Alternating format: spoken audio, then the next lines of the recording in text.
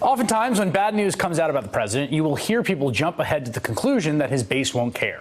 Doesn't matter what or how bad the story is, hush payments to women, to the Mueller report, his massive business losses in the 80s and 90s. As the New York Times reported just last night, they will say Trump's core supporters just will not be moved. And it is fascinating to watch how the president's defenders contort themselves and the stories so that they don't have to care.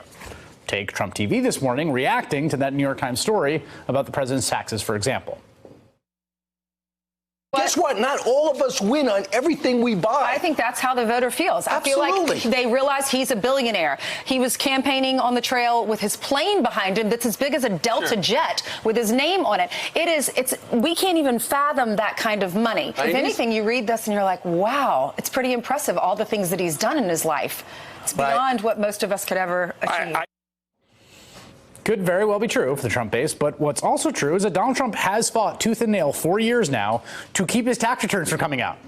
And there's a very good reason for that. He has apparently pulled off a major con. New York Times report makes it clear that Trump was a con artist back in the 80s and 90s, and he's still one now who's trying desperately to stay ahead of it.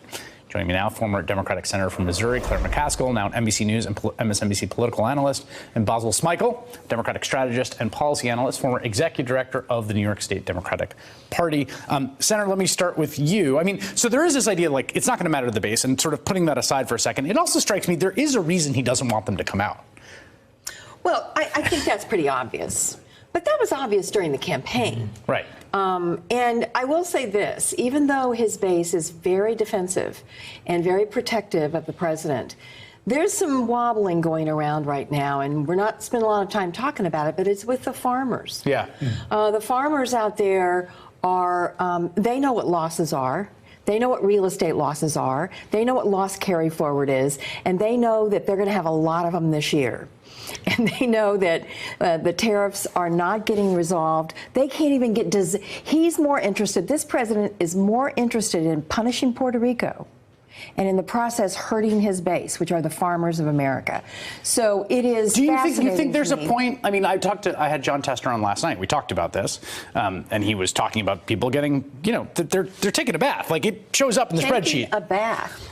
And I guess the question always is, like, do people's symbolic attachment outweigh whatever material losses there are? And is there a tipping point at which they no longer do? Well, I think one of the things you have to realize is a lot of people who begin to question him, like farmers, and whether or not what he's doing is wise and whether or not he's really looking after them, or the working folks out there that really aren't seeing the manufacturing jobs on every corner, is that they may not talk about it. Right. And they certainly don't want to bend a knee to folks that are speaking out of Washington, right, yes, or maybe out of New York. Right. So they are really gonna push back if they're confronted and say, wait a minute, the only reason the president's not doing well is because the system's against him, which of course is silly. It's dumb. That's not the reason that he's not doing well. It's because he's not a very good president. Well, there's a question, right, also about, like, how prickable is this sort of aura around him, right, to a certain segment of the population that views him as a master billionaire. You know, you heard them, it was funny to hear them say, like, he's got this big plane, he's got all this stuff, that, like, the idea that the whole thing is a mirage is both, I think, sort of devastating for him, but also almost too much to process. Yeah, you know, and going back to an earlier point that you made, we were talking about this a lot in 2016, that this was this house of cards that would have to fall apart at some point. But what we've also come to realize is that voters compartmentalize a lot. There was this comment around that time that said, you know, don't take him literally, just take him figuratively. You don't have to take, and that's shocking when you are talking about the President of the United States, right? And so voters have found a way to get along with him and to sort of try to believe him. But I don't know that that works necessarily for the voter that voted for Obama twice and him once. I think those are folks that we can kind of peel away. Well, here, I mean, when I look at this, I think of this guy. I think that there's a case to be made that he is the most successful con artist of all time.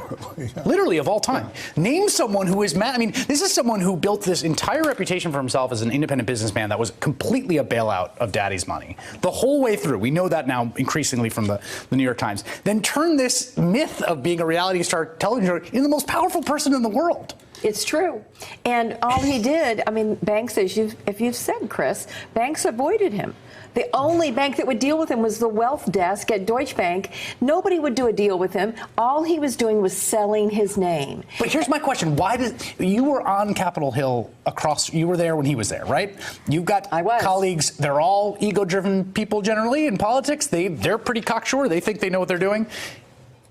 What is it like does the con work in person? Does it work? Like, how is it working on the Republicans? I just don't actually understand why it works. I don't think it's working on the Republicans. I think they're doing a good job of, most of them, keeping their head down and trying not to say too much. I mean, if you look across the board, there's a few outliers like Lindsey Graham, who appears to have lost his mind, and others. But the vast majority of my former colleagues that are Republicans, they don't talk much about Donald Trump. Yeah. And it's a little bit, I'm sorry, and it's they're a little afraid bit of him. Yeah, and it's a little bit of being out of control of what you've wrought, right? Because this is not just Donald Trump. This is 10, 15 years in the making of kind of creating this divisive atmosphere. If Donald Trump didn't exist, he would have been created. So now that he is here, how do they roll back all of what they've done? It's not just from the election, it's going back a decade. But it also strikes me that there's like the kind of shamelessness and boundary pushing is a kind of comparative advantage in a lot of these standoffs. Right? I mean, it is here, like he's doing stuff that's just crazy and out there and he's getting away with it. And it seems like he's doing that with Congress now. Well, yeah, that's why the courts, that's why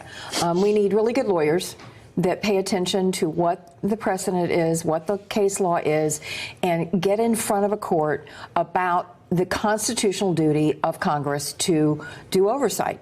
And that's what this really is about. It's not, and it would be different if the president were picking an individual fight, like Fast and Furious, on one individual thing. He's basically saying, I'm done with you. That's it. I'm going to treat you like I used to treat the people who worked on my development projects. I'm just not going to pay you, and then maybe I'll sue I'll walk you. away. Yeah, he's treating a duly elected branch of government as if they are something that can be ignored. And I can't believe that the courts are going to allow that to occur. I think that's probably right. Hey there, I'm Chris Hayes from MSNBC. Thanks for watching MSNBC on YouTube. If you want to keep up to date with the videos we're putting out, you can click subscribe just below me or click over on this list to see lots of other great videos.